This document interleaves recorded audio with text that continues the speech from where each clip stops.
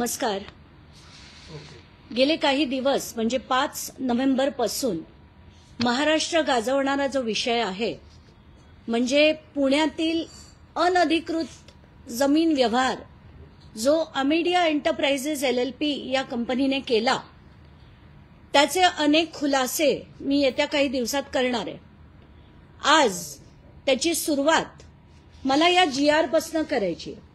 हा GR आहे ती जी समिती नेमली गेली आहे या व्यवहाराची चौकशी करायला त्याच्यातल्या सदस्यांची.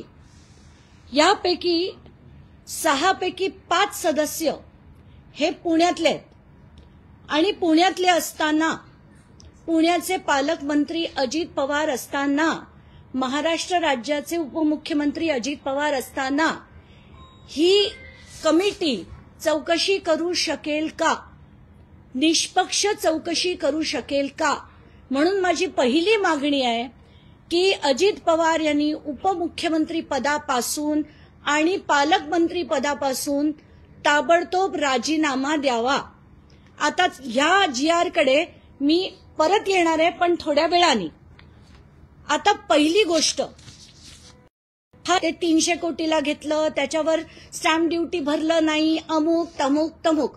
माझा पहिला प्रश्न की जे तिथे गायकवाड कुटुंब होतं, ज्यांना ती महारवतनाची जमीन मिळाली जी नंतर खालसा झाली, ती खालसा झाल्यानंतर त्यांना ती परत कधीही दिली गेली नसताना त्यांनी पॉवर ऑफ अटॉर्नी देऊन, म्हणजे ती जमीन माझ्या नावावरच नाहीये तर मी पॉवर ऑफ अटॉर्नी देऊन त्याचा व्यवहार कसा करू शकते. पहिला मुद्दा म्हणजे ती जमीन त्यांच्या नावावर होणं अपेक्षित होतं, त्याच्यानंतरच हा व्यवहार त्यांना करता आला असता. पण शीतल तेजवानी नावाची व्यक्ती ही 11,000 रुपये 30 डिसेंबर 2024 ला भरते, त्याचं पत्र ती कलेक्टरना पाठवते 30 डिसेंबर 2024 ला आणि 30 डिसेंबर 2024 पासून कलेक्टर त्याच्यावर कुठल्याही प्रकारची कारवाई करत नाही.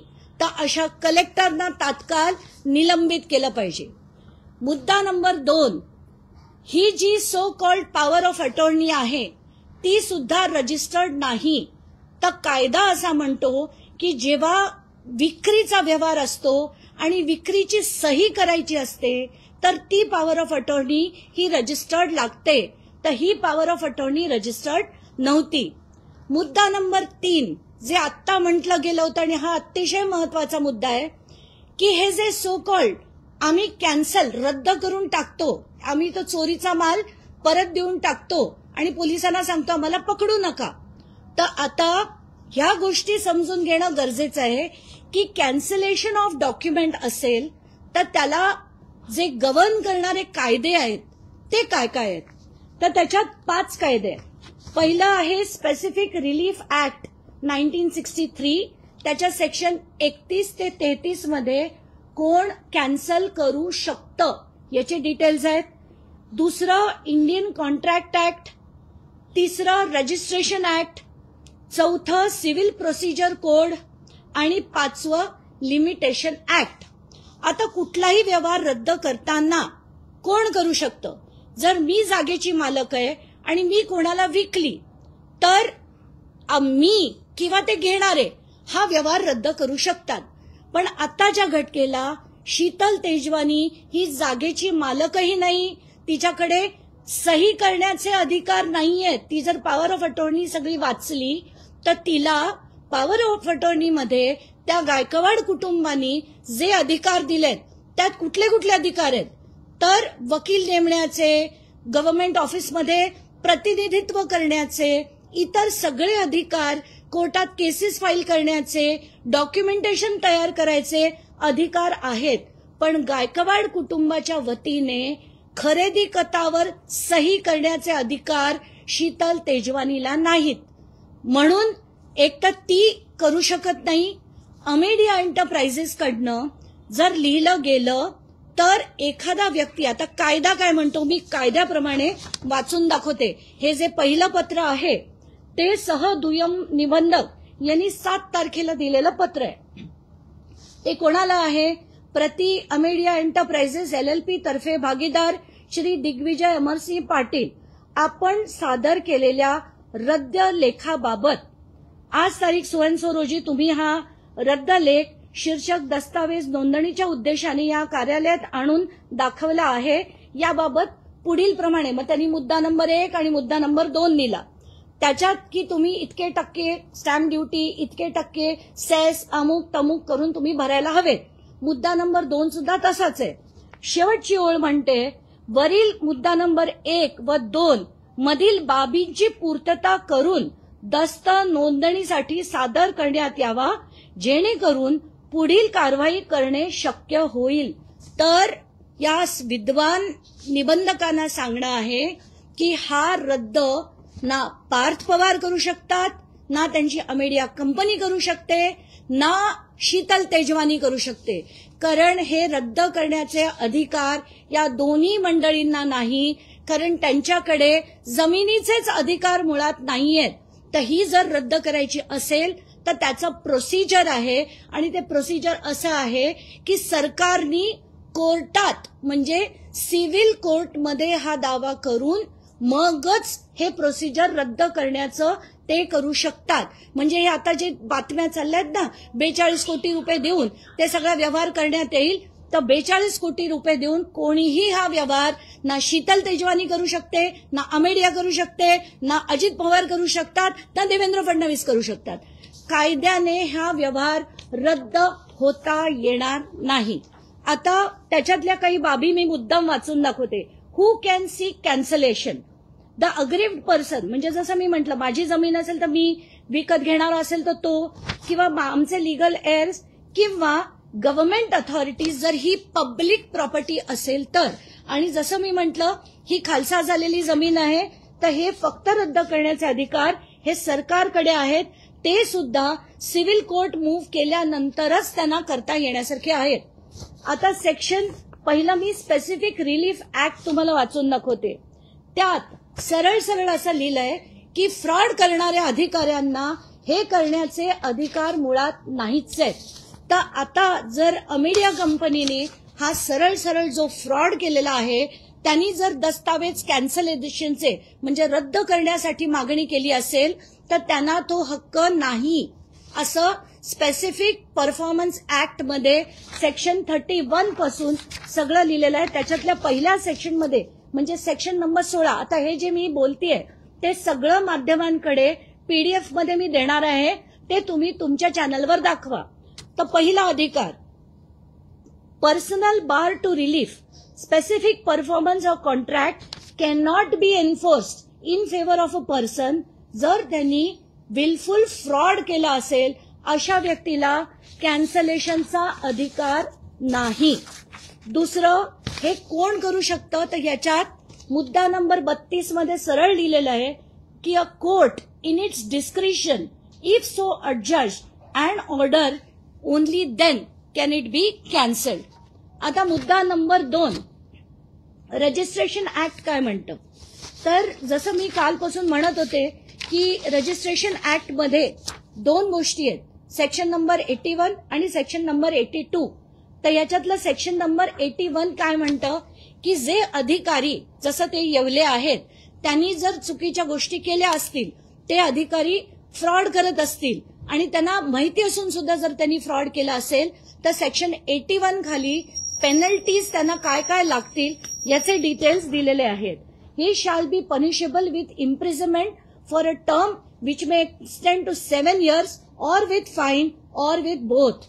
आणि आता महत्वाचा section 82 penalty for making false statement, delivering false copy और ट्रान्सलेशन, फॉल्स पर्सनेशन और अबेटमेंट. म्हणजे काय की जर मी खोटा व्यक्ती उभा केला, म्हणजे ज्याचं नाव आता समजा पार्थ अजित पवारच्या ऐवजी दुसरा पार्थ पवार उभा केला किंवा दुसरा दिग्विजय पाटील उभा केला, तर अशा खोट्या व्यक्तींना जर उभं केलं गेलं तर त्याच्यावर त्यांना शिक्षा होऊ शकते, जी 7 वर्ष किंवा त्यांच्यावर फाईन किंवा दोन्ही हे त्यांना होऊ शकते नाही, ही होते. आता ह्याच्यात तिसरी गोष्ट सेक्शन 83 म्हणतं की offences punishable under this act shall be tribal by court or officer exercising power not less than those of a magistrate. आता सगळ्यात दुसरा गंभीर विषय म्हणजे जो FIR, ज्याच्यात अमेडिया एंटरप्राइजेसचं नाव नाही, पार्थ अजित पवारचं नाव नाही, आणि असं सांगितलं की आम्हाला माहित नव्हतं. बावनकुळे तर येऊन म्हणतात की आम्हाला वाटलं ते ज्यांनी सही केली त्यांनी सही केली म्हणून त्यांच्या नावावर FIR केली. तर आता कायदा काय म्हणतो त्याच्याकडे आपण येऊया. तर अमेडिया एंटरप्राइजेस ही एक लिमिटेड लायबिलिटी पार्टनरशिप आहे. तर लिमिटेड लायबिलिटी पार्टनरशिप जेव्हा असते तेव्हा त्याचे जे कायदे आहेत ते लिमिटेड लायबिलिटी पार्टनरशिप ऍक्ट 2008 हे त्याचे कायदे आहेत.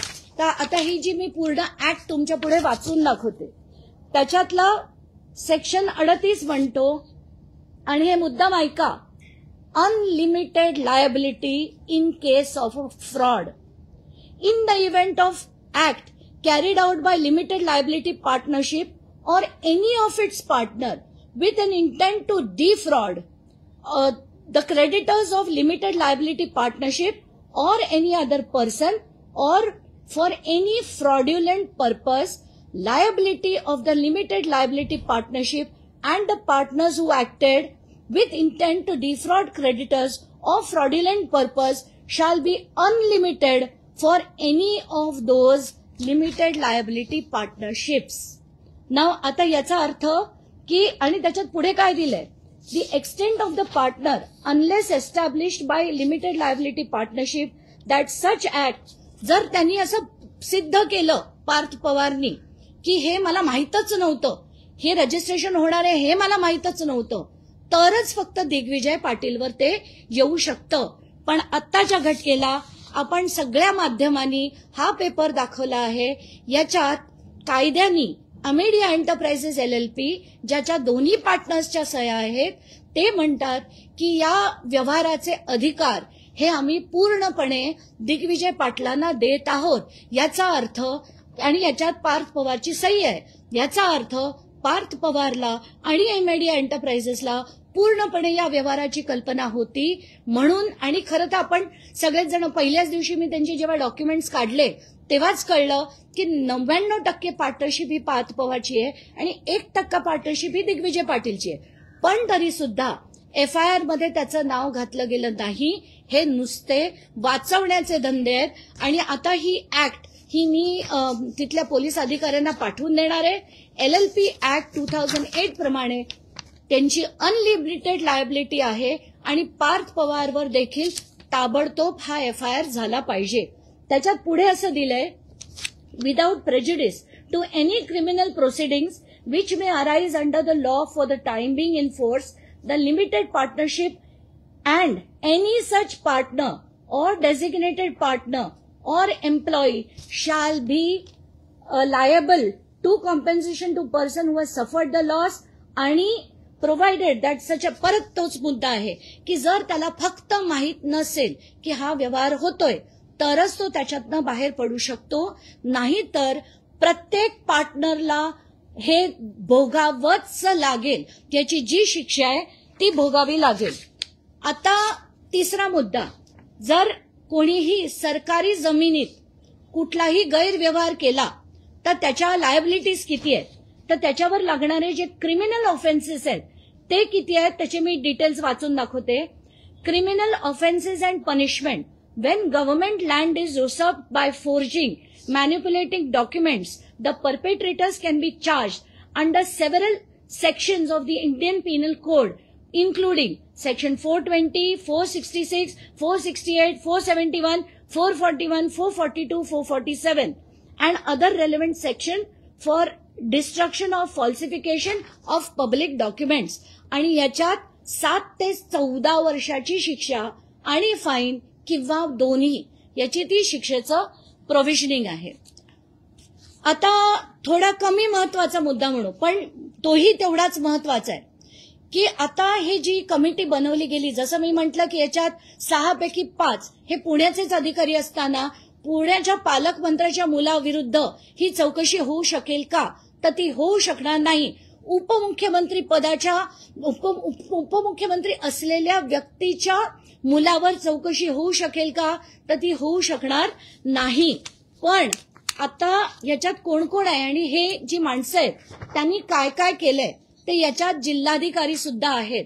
आता या जिल्हाधिकाऱ्यांच्या विरोधात मला काय बोलावं कळत नाहीये, कारण शीतल तेजवानीनी हे 30 डिसेंबरला लिहिलेलं पत्र आहे, ज्याच्यात त्यांनी सरळ सरळ म्हटलंय की 11,000 रुपये आम्ही डीडीने पैसे भरले आणि आता त्या जागेमध्ये आम्हाला ती खाली करण्याचं प्रोसिजर करून देण्यात यावं.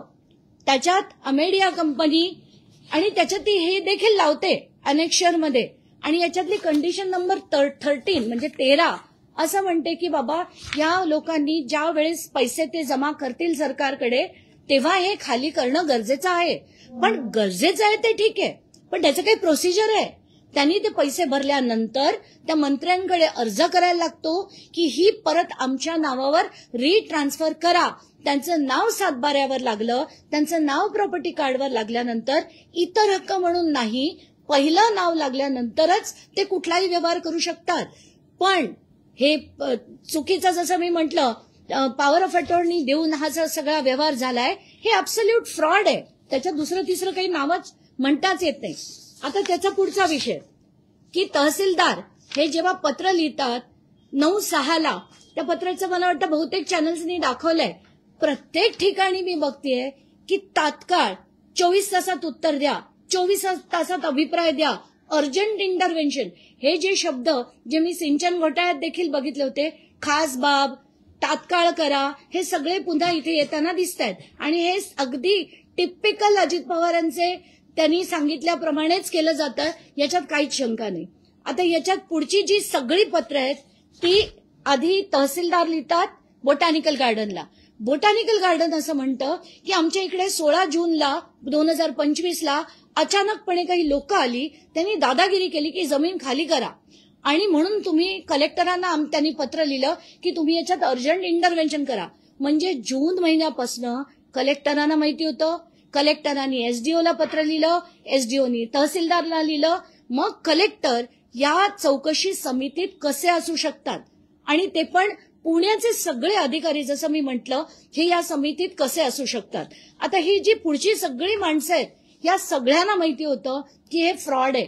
पण एकामध्ये म्हणजे जुलैपासून हे जूनमध्ये पहिलं पत्र बोटॅनिकल गार्डननी 16 तारखेला लिहिलं कलेक्टरना, आणि 30 डिसेंबरला ते शीतल तेजवानीनी लिहिलेलं होतं. तर 30 डिसेंबर 2024 ते आता नोव्हेंबर 2025 कलेक्टरांनी काहीही केली नाही. अशा कलेक्टरना तात्काळ निलंबित करा, त्यांच्यावर सुद्धा चौकशी झाली पाहिजे, त्यांचं हे नाव या समितीमध्ये असता कामा नये. आणि माझा चॅलेंज आहे की देवेंद्र फडणवीस असं करणार नाहीत, कारण आताच्या घटकेला स्थानिक स्वराज्य संस्थेच्या निवडणुका आहेत, त्यांना ही सगळी मंडळी लागणार आहेत, पण हे केलं गेलं पाहिजे. म्हणून मी जसं म्हटलं की आताच्या घटकेला मला कायद्याने ही मागणी करायला लागतीये, ती मागणी मी केलीये. आता जर याच्यात काम झालं नाही तर मी आता एसीएस रेव्हेन्यूना पण जाऊन भेटणार आहेत, विकास खरगेजींना, कारण त्यांच्या अध्यक्षतेखाली याची चौकशी होणार आहे. तर ह्या सगळ्या गोष्टी मी जाऊन मांडणार आहे. आणि हा जो मगाशी मी काढून ठेवला पण हे फार मोठं आहे म्हणून मी शेवटचं डॉक्युमेंट दाखवते की ही जी आहे ती पॉवर ऑफ अटॉर्नी आहे. ही रजिस्टर्ड पॉवर ऑफ अटॉर्नी मुळात बिलकुल नाहीये, आणि जर ही नीट वाचून बघितली तर याच्यात विक्रीची सही करण्याचे अधिकार नाहीयेत. तर पहिला प्रॉब्लेम की ते रजिस्टर्ड नाहीये, दुसरा प्रॉब्लेम विक्रीची सही करण्याचे अधिकार नाहीयेत, आणि तिसरा प्रॉब्लेम की ती विक्रीची पॉवर घेऊन उपयोग काय, ती जमीनच जर त्यांच्या नावावर नसेल तर हे सगळे उद्योग करून हे जे केलेलं आहे ते एक भयानक मोठं फ्रॉड आहे. आणि त्यासाठी पहिलं म्हणजे अजित पवारांनी तात्काळ राजीनामा दिला पाहिजे उपमुख्यमंत्री पदाचा आणि पालकमंत्री पदाचा, तरच याच्यात चौकशी होऊ शकेल. आता या व्यतिरिक्त मी तर मालिकाच करायचं ठरवलंय. माझ्याकडे आता मी हळूहळू सगळे त्यांचे जेवढ्या कंपनीज आहेत, जवळजवळ 69 कंपनीज अजित पवार आणि त्यांच्या जवळच्या लोकांच्या आहेत, त्याच्यात जमिनीचे किती व्यवहार झालेत हे सगळं मी हळूहळू काढणार आहे. पण आत्ताच्या घटकेला कारण सगळ्याच किचाट व्हायला नको म्हणून कायदेशीर बाबी 2 गोष्टीतल्या मी काढल्या. पहिला म्हणजे हा व्यवहार रद्द करता येणार नाही. सेकंडली हा जो पार्थ पवारला याच्यातनं बाहेर ठेवलं गेलंय FIR मधनं, तर तात्काळ त्याचं नाव हे FIR मध्ये घातलं गेलं पाहिजे, अमेडिया एंटरप्राइजेसचं घातलं गेलं पाहिजे. कारण लिमिटेड लायबिलिटी पार्टनरशिपमध्ये लायबिलिटी ही अनलिमिटेड पार्टनर्सवर नक्कीच असते जेव्हा फ्रॉड केला जातो तेव्हा. चला, धन्यवाद. अंजलीताई, तुम्ही म्हणताय की उपमुख्यमंत्री अजित पवारांनी राजीनामा तुमची मागणी आहे, पण अजित पवारांचं तर म्हणणं असं आहे की मला तो पत्त्यावर माहिती नाही, पार्थ पवारने हे व्यवहार केले हे मला माहितीच नाही. मग याच्यामध्ये आका कोण आहे? तर कदाचित आता अजित पवारांना अशी अनेक उत्तरं द्यायला लागतील. कारण याच्या पुढे मी पार्थ पवारांच्या सगळ्या कंपनीज, सुनेत्रा पवारांच्या सगळ्या कंपनीज, अजित पवारांनी स्थापन केलेल्या सगळ्या कंपनीज, आता त्याच्यात कोण कोण आहेत, त्याच्यात किती जमिनी आहेत, या सगळ्याचेच खुलासे करणार आहे. त्यामुळे आता अजित पवारांनी असलं बोलणं बंद केलं पाहिजे. ते परवाच्या एका पत्रकार परिषदेत असंही म्हणाले की 2009 मध्ये माझ्यावर काही आरोप झाले, 15-16 वर्षात ते सिद्ध नाही झाले. प्रत्येक आरोप सिद्ध झाला होता. चार्जशीट देखील फाईल झाली होती. बाळगंगा धरणात, कोंडाणे धरणात सगळ्यामध्ये चार्जशीट फाईल झाली होती.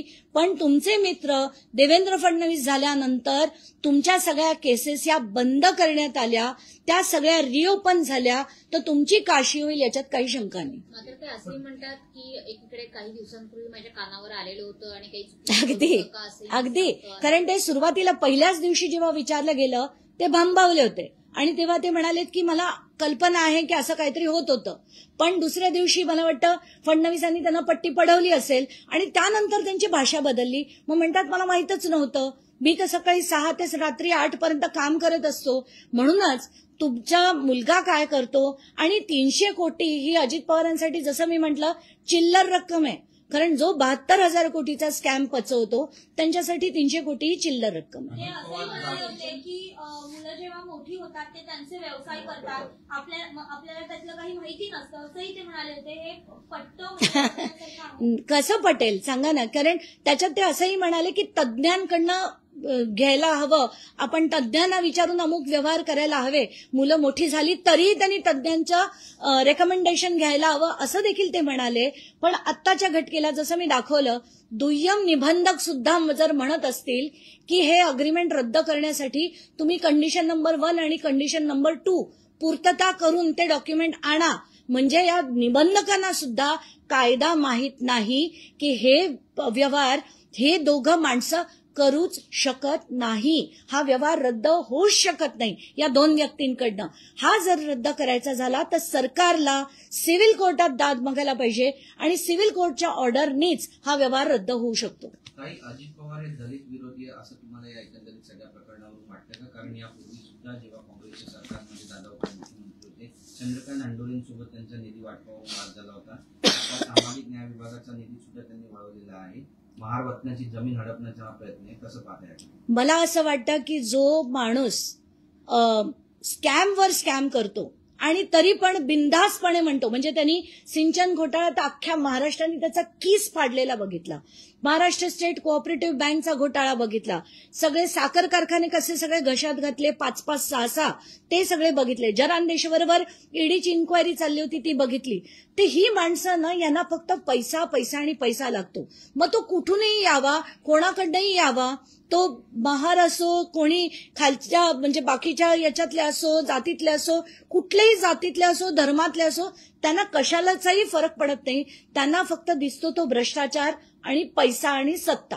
एकीकडे बावनकुळे असं म्हणतात की मला याच्याबद्दल काही माहित नाही, अजितदादा म्हणतात की मलाही कल्पना नाही. नाका घालून या सगळ्या गोष्टी चालल्या की त्यांचेही हात तिथे असते? नाही, आता बावनकुळेंना या सगळ्या गोष्टी माहित नाही. मग कलेक्टर यांना जे पत्र थेट डिसेंबरमध्ये गेलं होतं, त्यांनी ते वर कळवलं नाही. जर कळवलं असेल तर त्यांनी दाखवावं, नसेल कळवलं तर आपण बावनकुळेंना म्हणू शकतो. पण आत्ताच्या घटकेला हे प्रकरण त्यांना माहित नाही असं मी मानू शकत नाही. आता काल मी असाही एक आरोप ऐकला की हे जे पेपर्स आहेत सुरुवातीचे ते शिंदे गटाकडनं लीक झाले होते. कारण शिंदेना काही मुख्यमंत्री पद हवं होतं म्हणून शिंदेकडनं लीक झाले. कोणी म्हणतं राष्ट्रवादीला आता डच्चू द्यायचा आहे मुख्यमंत्र्यांना म्हणून हे सगळं केलं जातंय. स्थानिक स्वराज्य संस्थेत मला वाटतं कोल्हापूरला अजित पवार आणि शरद पवार एकत्र येत आहेत हे ऐकून देवेंद्र फडणवीसांनी हे पेपर लीक केलेत. हे ज्यांनी कोणी लीक केलेत ते आत्ताच्या घटकेला लीक केलेत. पण मला असं वाटतं की हे इतके घाण भ्रष्टाचारी आहेत की यांच्या विरुद्ध आता खरंच पेटून उठण्याची गरज आहे. तर तुम्ही यापूर्वी सुद्धा सिंचन घोटाळा काढला होता, कुठलीही कारवाई झाली नाही, दादा त्यातून पण वाचले. मला वाटतं या प्रकरणामध्ये दादांवर कारवाई होईल. मला दादा हा शब्द त्यांच्यासाठी वापरावासा बिलकुल वाटत नाही. माझ्यासाठी ते अजित पवार आहेत, ते माझ्या राज्याचे उपमुख्यमंत्री आहेत आणि मी त्यांना अजित पवार याच नावाने संबोधणार. त्यांना मी कधी त्यांचा अनादर शब्दाने करणार नाही, पण आदर देण्याच्या पात्रतेचे ते नाही. आता निवडणुका जवळ आल्या की अशा प्रकारचे घोटाळे बाहेर येतात आणि कारवाई होईल असं वाटतं तुम्हाला? मला आताच्या घटकेला तेच ते जेव्हा म्हणाले पत्रकार परिषदेत की निवडणुका तोंडावर आल्यावर आरोप होतात आणि आता आणि आरोप होतील, तर त्यांना कदाचित कल्पना असेल की कारण मी तेव्हा अमेरिकेला होते, अमेरिकेहून मी सोमवारी येणार होते, आल्यानंतर मी हे लावून धरेन हे देखील त्यांना कदाचित माहिती असेल. म्हणून त्यांनी आधीच डिफेन्समध्ये म्हणून टाकलं की आता अशी आणि अनेक येणार आहेत. पण ती निवडणूक असो नसो, कधी सिंचन घोटाळा जेव्हा काढला तेव्हा 2012 मध्ये काढला, तेव्हा कुठलीही निवडणूक नव्हती. तर त्याच्यानंतरची जेव्हा जेव्हा आम्ही लढे दिले तेव्हा कुठल्याही निवडणुका नव्हत्या. तर हे सगळं म्हणणं ते लोकांच्या डोळ्यात धूळपेके दुसरं काही नाही. चला धन्यवाद, थँक्यू.